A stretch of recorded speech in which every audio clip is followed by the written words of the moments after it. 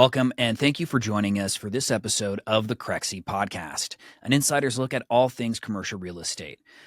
In this show, we cover a broad range of topics that cater to commercial real estate newcomers and industry leaders alike. I'm your host, Yannis Papadakis, Business Development Manager at Crexi's auction platform, and today we are thrilled to sit down with George Abro, Principal at Altitude Commercial Real Estate. A little bit about our guest. George is a principal at Altitude Commercial Real Estate, specializing in investment sales. He's focused on representing landlords and implementing strategies that assure sellers are not leaving money on the table. George has closed on notable deals across the country, including representing clients on multiple eight-figure transactions. He is a certified commercial investment member with the CCIM Institute, an active member of ICSC, and Chaldean Chamber of Commerce. George is passionate about the industry, and his love for commercial real estate has helped his clients make decisions that produce long-term success. Outside of the office, George helps coach youth wrestling. George, welcome to the podcast. Thank you, Yannis, and thank you guys for having me. I was excited to do this. Absolutely. So youth wrestling, it's not like, metal folding chairs and jumping off the top rope, I assume. That would probably be a little more entertaining. I might have to look into that, but no, it's definitely the one you probably had at your local high school. Something I had the fortune to grow up doing. So I try to give back to some of these younger guys. It started with my nephews and, continue to coach here and there. Not doing it as much as I was, but try to get in the rooms as often as I can to help where I can. Oh, that's fantastic. Now, we just covered some of your background, but I'd love to learn more about your career path and lessons learned along the way. Can you tell us more about where you're from and how you first got started in commercial real estate? Yeah, absolutely. So growing up, my parents migrated from Iraq. Chaldeans, as you mentioned in the introduction, it's a community, a big community we have here in Michigan. They came over, didn't know much of any English, had 7 kids over here. So I'm the youngest of 7 kids. My dad, really not having much as, many immigrants coming over, owned a small business. And I always, like a lot of kids, want to grow up and be like their dad and learn from our parents. And so I always, wanted to have what he had and kind of take that entrepreneur route in life. And so, out of high school, wasn't really sure what I wanted to do. Was actually joined my brother who was in the cell phone industry. Started a little online business, trying to sell devices and accessories online through eBay and Amazon. And we were fortunate to do pretty well with it. But once I got into my mid-20s, just wasn't really excited anymore about it, just didn't have the passion anymore, and, was looking for something that really got me excited. I knew absolutely nothing about real estate. I mean, not about residential, not about commercial. Had no clue about it, but decided to get my real estate license, kind of as like call it a side gig.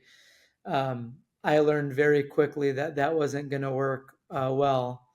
But how I got started in commercial real estate was when I had my license, I actually had a friend of mine reach out to me about a vacant Burger King building. I don't think he realized how unqualified I was at the time to help him with it. But I did have a relative, Norman Abro, who actually helped me out with it. I said, hey, look, I want to make sure this guy's in the right hands. I have no idea what I'm doing. Tell me what you know about this. And nothing transpired with that deal. But through conversations with my relative, I started to realize, how exciting commercial real estate would be. I mean, it wasn't even a thought. He invited me to come to his office at a time, and I just right off the rip fell in love with it. It was a world that I knew nothing about, but was very anxious to learn everything I could about it. So I started at his office, their company over there, and 5 years later, started my own brokerage which we're excited to be doing now. Fantastic. Yeah. And could you share maybe what were some of the lessons that you learned early on that were key to your development? Yeah. Well, fortunately for me, I was with a really good group of guys, and um, they would often tell me about their mistakes, and just like anybody, trust me, I've made plenty right in the beginning. But I always try to listen to the guys who did it before me, people who are doing this longer. There's no need to reinvent the wheel. Everybody has their experiences. So I will say that, I always made it a point to listen to those who did it before me and kind of learn from their mistakes. And of course, still had to make my own mistakes. But I say a big one really was, you know, how important it is to qualify, you know, what you're working on, right? Not just the the clients or people that you're looking to sell something to or do business with, but to know that, the potential transaction you're going to be working on is something that's a benefit to everybody, including your potential client. I would say that, when you're new, it can be easy to get excited and want to just start working on things, but it's even in that client's best interest to make sure that their expectations are right, that what they're looking for is attainable, um, because you're not doing them any good either if you just agree to work on something that they're asking you to. So I think that's something a lot of new brokers have to go through, to really just start to understand, how can we make sure that we're working on the right stuff and putting our clients in the best position to win as well. Absolutely. Any key work ethic fundamentals that you maintain in your career today that you mind sharing? Yeah, yeah, no, work ethic, just like in any business, is vital, right? But I would say, especially in real estate, um, a lot of guys come in swinging, working hard. We're all excited in the beginning, and you hit that road where you just start to realize that it might even be harder than we thought it would be, right? And I think what I always try to do is take everything one day at a time. Whatever happened yesterday, if it was really good or really bad, um, every day's a new day, and I just try to fight as hard as I can, work as hard as I can every single day, because your success today, it's a direct correlation to what you were doing 6 months ago, a year ago. So if I had a good day yesterday, it's probably going to have no impact on what's going to happen today. So I start every day like a new day, and one day at a time, one deal at a time. Do you have any daily habits or practices that have become essential to your career? Yeah, yeah, absolutely. Right when you ask me that question, there's that thing that just pops up right away, and it's definitely prospecting. And it's making sure that you're just constantly talking to people and constantly reaching out to other investors or other purchasers, who could be a candidate to acquire your deal, or if you're in the leasing business, making sure you're talking to tenants who um, might be a candidate to lease your space. But um, it's a huge one. I think it's also one of the only things in today's day and age that differentiates you from everybody else.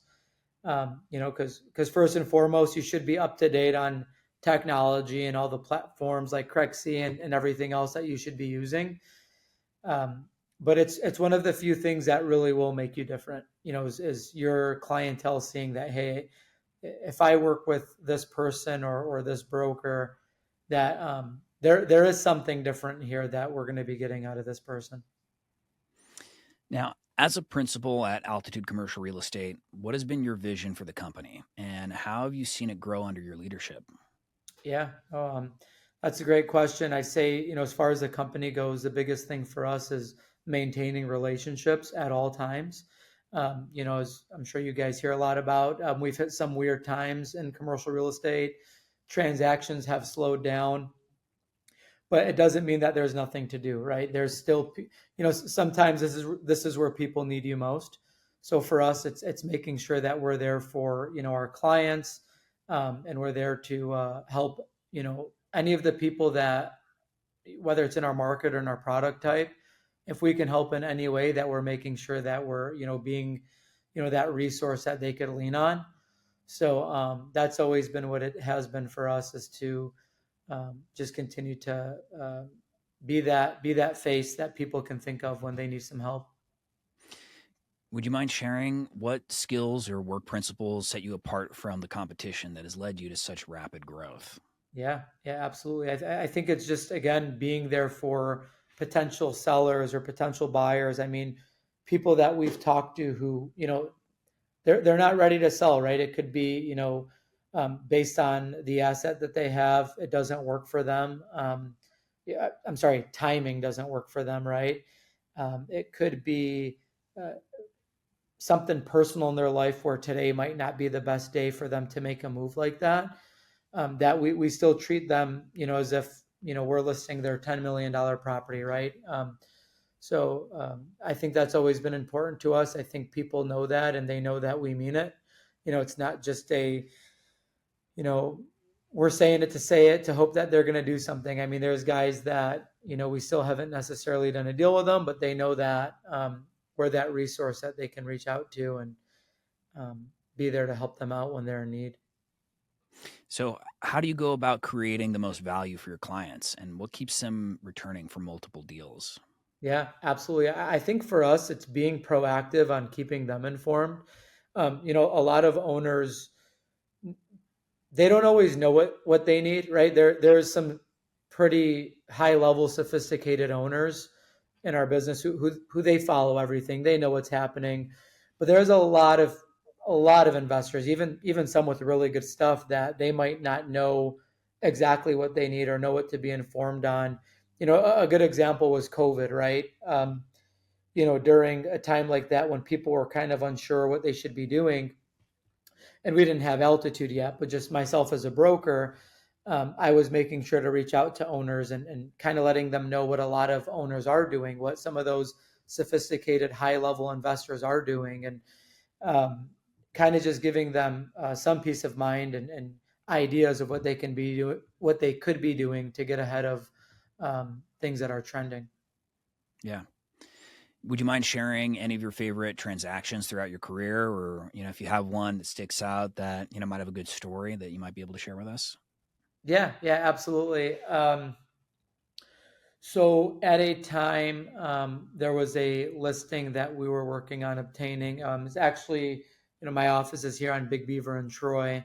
It's not too far from where my office is, very local. I grew up in Troy. So as you asked, I was just, whatever comes first in my mind, and this was it. So um, I grew up in this area. There was a property that, I was always really attracted to. Four tenant retail shopping center. Was probably calling the guy for 2 years. And when I say didn't even get an answer, like not an answer, not a email, like nothing, right? But one day just caught him on the right day. He picked up the phone, and I actually didn't even ask. He let me know that he'd want to sell his property. And let me tell you, that doesn't happen too often in our business, but it did happen on that day. And um, he had a pretty tough requirement of what he was looking to get on that property. And I was very upfront with him, told him, what I thought it could easily trade for, but with what he was asking was going to be tough, and he was going to have to give us some time on it, and talked about some strategies of why we could possibly still get it, but wanted to make sure we left those expectations there. Um, but based on what he asked me, we took that property, we took it to market, and actually through my CCIM network, just one of those things you never know, right? You sign up for all these things, you work with all these groups, and you're in all these networks. Presented the deal, um, and we got our seller exactly what he was looking for, which was $6.2 million. And from start to finish, just the way everything transpired, it really hit home for me, just with how hard we had to work to get his attention, continuing to fight, even though we weren't getting any responses. utilizing that CCIM network that we, question, right? Like all the classes, the test, the money, right? All the things that we did to make it work, the traveling. And then even to even you question, right? All right, am I going to be able to do this? Am I going to be able to get him what he's looking for? And it was tough, but we did it. So from start to finish, everything about it it felt right for sure. That's amazing. Yeah. Now, you'd mentioned on our prep call that you're passionate about helping newer brokers get started in the business. Yeah. What are some common struggles they face, and how do you help set them up for success? Yeah. So a common struggle, right? You asked me some of my challenges early on in the business, and I would say it is for a lot of these guys is kind of just knowing what to work on, right? I mean, I think as a broker, you want to make sure that you're helping anybody who's asking, guys who are reaching out to you. But I think when you start off with no pipeline, you just don't even know where to begin, So I think one of the best ways you can find what that is by talking to the right people, talking to brokers who have done it before, like myself. So that's why I do try to offer that help where I can, because I think that could be an easy way to skip a lot of the steps is by talking to other brokers, just like I did. Fortunately for me, a lot of those guys were at my old office, and the challenges of knowing what to do and what to work on and who to reach out to. I think you can really figure that out by talking to other guys in the business. Absolutely. Can you Yeah, discuss the and importance? just to jump on that, like Yeah, please. there's people willing to help, right? It's easy to get in this business and kind of feel like, should I ask this guy or should I reach out to that broker? But I will say there's a lot of people willing to help if you need the help and you show that you want to learn. It's a fun business. Most of us who do well in it do love it. And when you love something, even if it's not to your benefit and people ask you about it, you're going to want to help them, because it's just like we're doing this right now, right? We're talking about the business. I'm sure we both enjoy being a part of it, and it leads us to even something like this podcast that we're on right here. So Absolutely. I mean, when somebody loves something or they're passionate about it, you can tell because, you ask them about it, they won't stop talking about it, right? And there's yeah, plenty of mentors out there where if you say, hey, tell me how'd you get that deal? How'd you do that deal? I'm sure they'd love to, talk your ear off a little bit about, oh man, this is how it started. This is where it went. We had all these challenges, but this is how we overcame them. So yeah, don't be scared to get out there and ask somebody, can you give me some guidance? Because I'm sure there's, plenty of people like yourself that are willing to share the information. yeah, I find that more often than not, somebody will help you if they see that you're willing to learn and you're willing to put in the effort and at least take the advice that's going to be given to you. And on that point of, learning, can you discuss the importance of ongoing training and certification in this industry, such as with CCIM and other groups? It's so important, right? I mean, if you're not consistently educating yourself, it gets to a point where the business is starting to pass you by, and through longevity, you'll still be able to pick up business and get new leads and get new listings, but I don't think you'll be able to service your clients as well as your competitors or other people in your market who are listing their properties or working on whatever it is that the client needs. So I think it's very important to take some time and make sure that you're educating yourself. Reading books, listening to podcasts, evaluating deals that you even worked on, and even if you got it done right. I mean, how did we get here? What challenges did we face? And what are some things that we can learn on for the next deal? Um, I think it's a great point that you bring up, because it's very easy to skip it. You start to get the wheel spinning and you get your business going, and a lot of guys might be able to get away with it, but you're not servicing your client the best way you can if you're not consistently educating yourself. So taking that time, I guess, away from the um, being in the business itself, and taking some time to feed yourself the knowledge of what's new and what's changing, it can make a huge difference for your clientele. Absolutely. Well, Yeah. moving on to our next topic, I'd like to get more into the nuts and bolts of commercial real estate and love to discuss some market trends as well as broader industry shifts. What is your 30,000 foot overview of your market focus today? Yeah. Yeah. And you referring to the stuff that I work on personally or like Yeah, yeah, what? absolutely. Yeah. What do you see in Yeah. your market and the types of Yeah. deals that you're working? Absolutely, yeah. So for me, majority of my work is throughout Michigan, much of Southeast Michigan, I would say, and that is retail and student housing for big campus U of M, right? We saw a lot of that stuff, which is a little bit more of a small town. U of M is a huge school, very well known.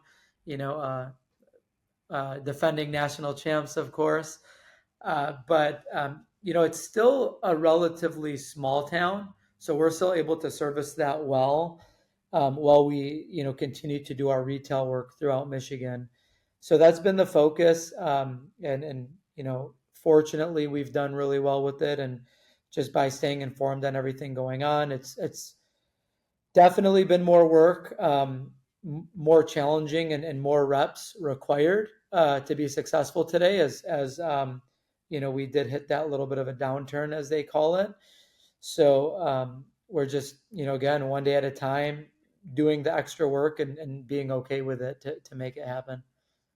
What distinguishes Michigan from other markets in particular? And what are the pros and cons of investing in that region? Yeah, yeah. I think Michigan itself, it's still a right. It's not like a small market, but it's not LA, New York, not one of these huge cities.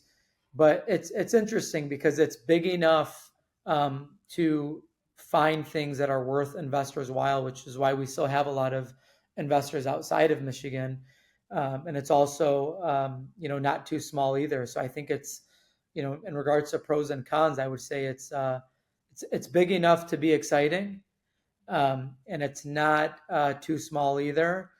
And I also think what I love about Michigan, from what I've noticed in other markets, is you don't have to do anything too crazy or wild to get in, right? Some of these big towns, you got to have a lot of capital and be okay with very minimal returns. I don't think you find that on our assets over here. And it's exciting that there's still growth and still opportunities in our market. How has the Michigan market changed over the last, 5 to 10 years? Yeah. Yeah, I can definitely elaborate more on the last five, being that I got in the business 6 years ago. And I would say this um, would apply to most markets, right? Not just us, but you had that 2019, 2020, even in 2021, where a ton of properties were just flying, and it was easy to sell. It was very easy to do business. Um, you know, the same story you've heard many times over. Those interest rates shooting up certainly created a slowdown and a disconnect between buyers and sellers, and just had that little gap that was just making it very difficult to transact. So I think that was tough for a lot of people.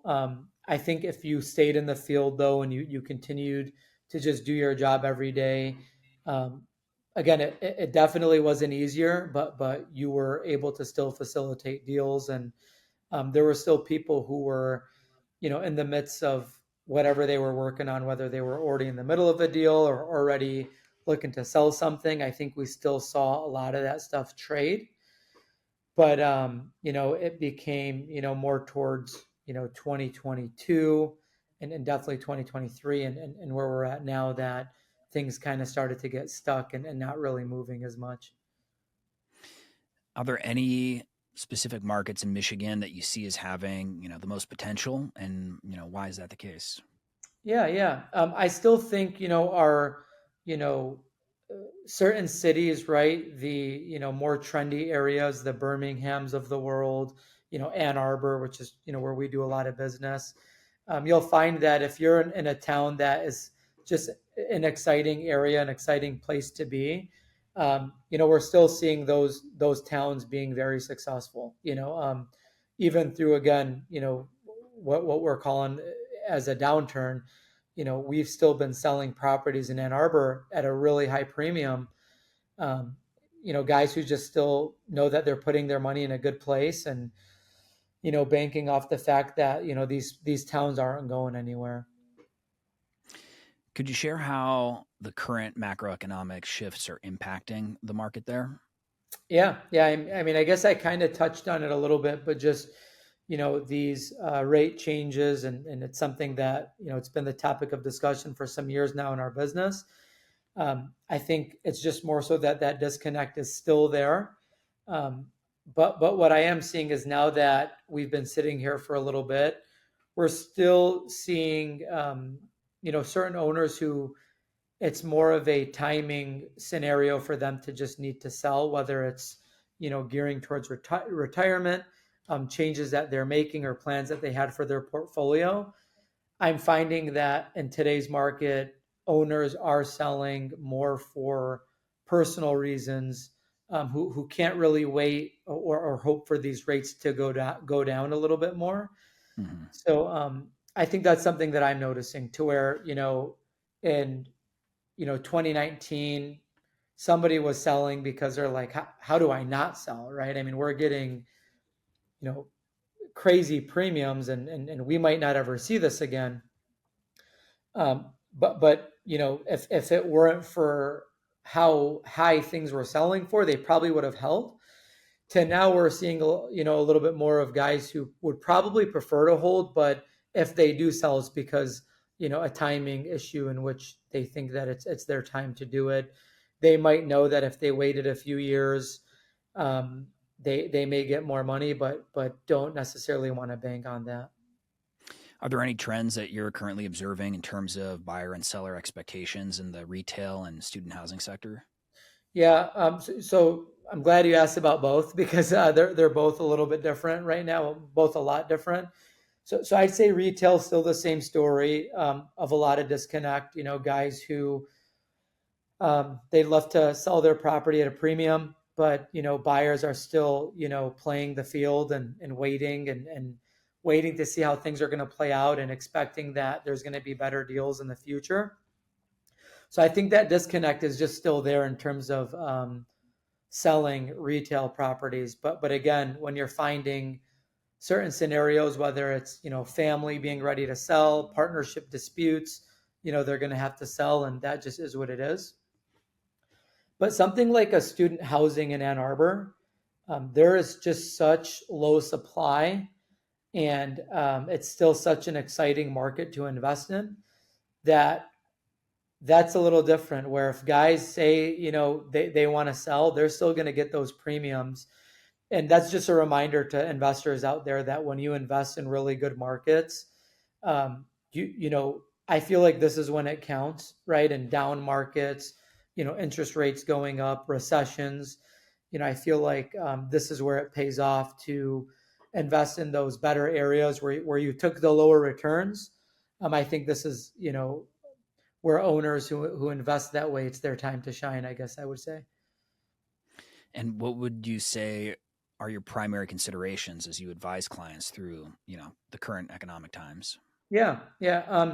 So definitely depends on your product type and where you're at. But I would say in general, in our market, um, if you have, a certain product that's not really out there, that's not sitting like a lot of property, like a lot of product has been sitting.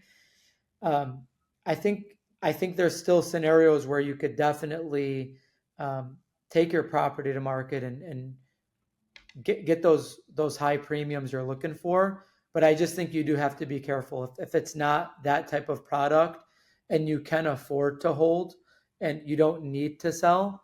Um, I think to sit on your property right now and to just hold is definitely not a bad play, and definitely there's been certain clients that we've had those conversations with, and that was our recommendation. Do you have any surprising or maybe controversial thoughts about the current market happenings that you'd like to share?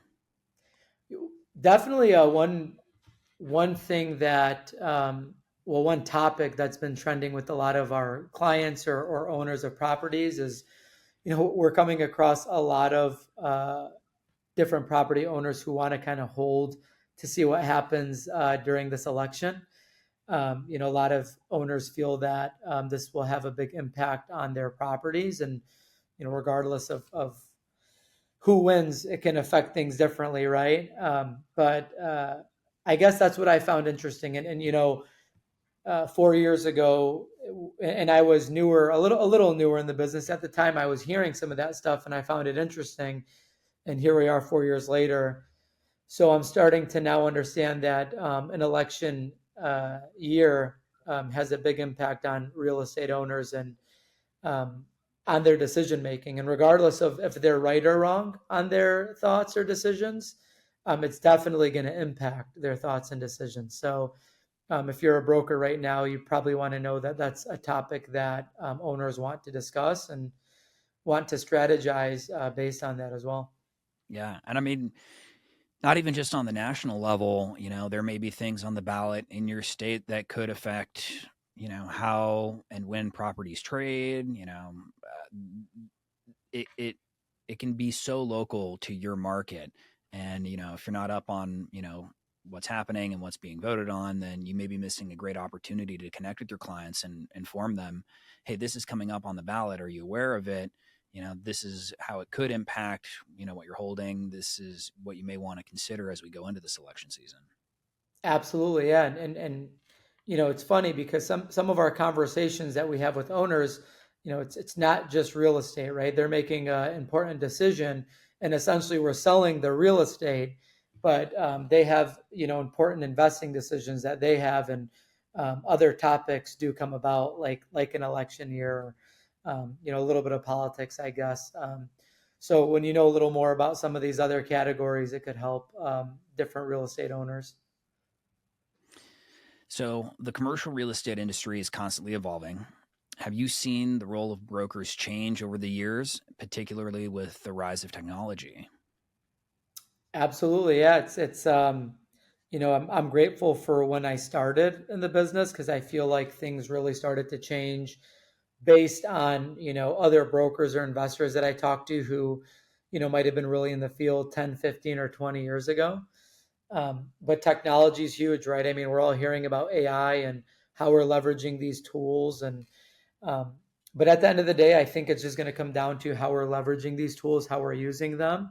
Crexi has been huge, and not just because we're on this podcast today, but you know, being able to present information, easily, where potential prospective buyers or different professionals in the business, you know, everybody's being flooded with a ton of information. So something like Crexi, who makes, marketing your properties easier to use, easier to pull up a package, easier to look at everything.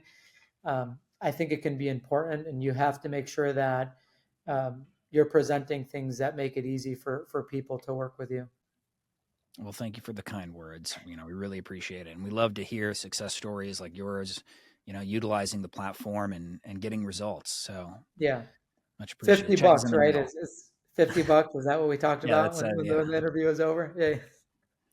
Now, given your specialized background and expertise, I'm sure our listeners are curious about your answers to a few of our rapid fire questions, words of advice questions. You ready? Yeah. Let's do it.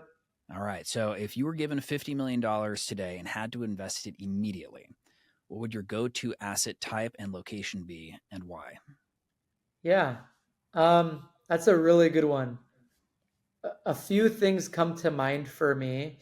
And before I get a little biased and tell you what I would do specifically, I would say most importantly, when we're talking that kind of money, I think it gives you the ability to invest in these, tier one markets that may not have the juiciest return, but you can plan on being there for the next 10, 15, 20 years, and that your kids get to maybe enjoy, and their kids. So I'd always say that that's something you might want to look at. And for me, I've sold a lot of this product type, would definitely be the student rentals on Ann Arbor campus, right? I mean, you look at something like the University of Michigan, who's continuing to bring on more students, AKA we're not going anywhere, and we plan on just growing off of this. And things that areas where people get excited, so that way, no matter where technology is taking us, and you asked me about technology, I think it makes your real estate even that more important to be in a place or area where, people still want to go to, people still want to be around. And, it could be what I just spoke about right now, but it could also be, that really trendy, exciting area where, it's where the best bars are in town, the best restaurants are in town. So, you give me 50 million bucks. I want to put my money where I think is going to be there in 50 years. So that would be my answer to that. All right. Favorite tool or software you use on the job? And Oh, this is not a trick question. yeah. Now I'm really going to just sound biased, but really, Crexi has been our favorite tool. I mean, every listing that we use is put on Crexi, and it's not just to make our lives easier. It's again, when we're working on any project, you need to make sure that your audience or anybody that you're presenting your listings to, it's as easy on them, if not easier, than it is for you, because investors are getting flooded with 50 emails a day today, right? You got to make sure that you're not the guy that they want to skip because it's too hard to access your package. These things are very important today more than ever. And finally, what is the most common misconception about your job or industry? Yeah. We did talk about it earlier. I think brokers can really come off as like intimidating, you know, guys who might think they're better than everybody else, and they're just, don't want to help anybody and are just focused on making their money. I think I say when it comes to brokers, and maybe I'm being biased here, but a lot of brokers out there are willing to help. With that misconception, if you're new to the business, or if you're interested in, learning more about the business, or even if you're just stuck, um, and not knowing where you should be focusing your time or what you should be doing, I would say, reach out to a broker. There's always somebody who will help. I know I'm always willing to help. So I know, Yannis, I think you guys provide our contact information. Whether you're in our market or not, I'm always happy to help where I can, talk about things that have worked for me, talk about things that didn't work for me or still don't. But, I think I'd like to help beat out that misconception. And I know there's a lot of other brokers who would do so as well. Absolutely. Well, as we wrap up, any parting words you'd like to share with our audience? I guess I'd just like to thank you guys for having us. And I encourage everybody to continue to listen to not just this podcast, but any podcast or YouTube channel about our business, to continue to stay informed and grow. And as we all continue to work together to make this business better, there's a lot of room for all of us to continue to improve. So I guess I would just leave it on that note. Fantastic. Well, thank you so much for joining us and sharing your insights. I know you're very busy, and we appreciate you spending the time to sit down with us. Thank you guys for having me. This was awesome, and really enjoyed my time with you. And where can people find you online if they want to get in touch? Email, social media? Yeah, absolutely. So we're on pretty much all the social media platforms. If you want to find me personally, it's just going to be George Abro on Instagram, on X, LinkedIn. And as far as my email goes, it's george@altitudecre.com. So if anybody is listening and wants to email me, or again, anything that I can possibly help with, always happy to connect with anybody through email or social media. George, thank you again. And thanks to everyone who tuned in today. If you enjoyed this episode, do not miss the next one. Visit Crexi.com/podcast and sign up to get the next episode delivered straight to your inbox. Of course, you can also subscribe to the Crexi Podcast on your favorite podcast app and check out our YouTube channel for video recordings of each episode. Take care and be sure to tune in next time.